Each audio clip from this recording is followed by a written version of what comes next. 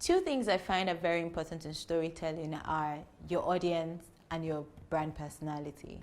So I like to think that branding is about three things: identity, communication, and credibility. And while telling your story might be a big part of communication, you need to at least get your identity right.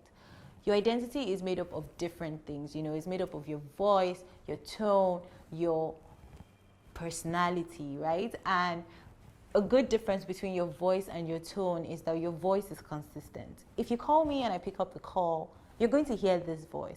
But depending on the emotion that I want to convey, my tone is going to be different. If it's a sad information, I might be a little low. If it's a fun information, I might sound like this.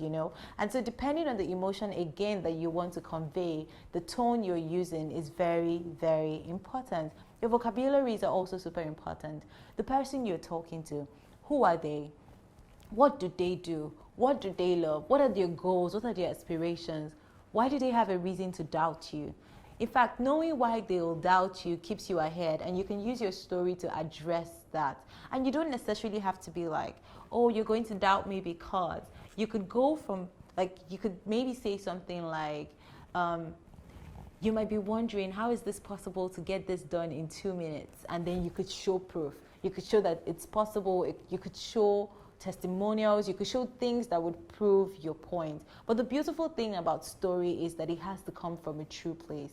I remember watching a Mercedes-Benz ad about women, and it was so touching because the woman was actually an influential part of building Mercedes-Benz. And then they showed her story, they chronicled it. It may not have happened exactly how they said it, but just because she really truly had that experience, it was easier to document. So try to tell your story from a true place. Don't cover stuff up with packaging. Every story is a promise, and you have to ensure that everything you promise, you must keep.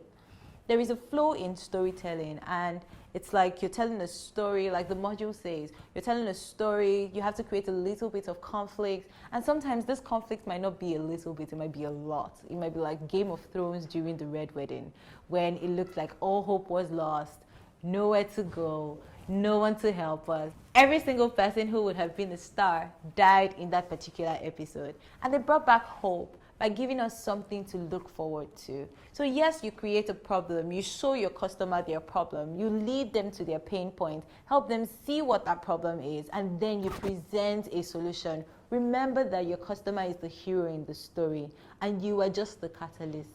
So present that solution as a catalyst. Don't be a hero in your own story. Be the catalyst that helps your customer become the hero.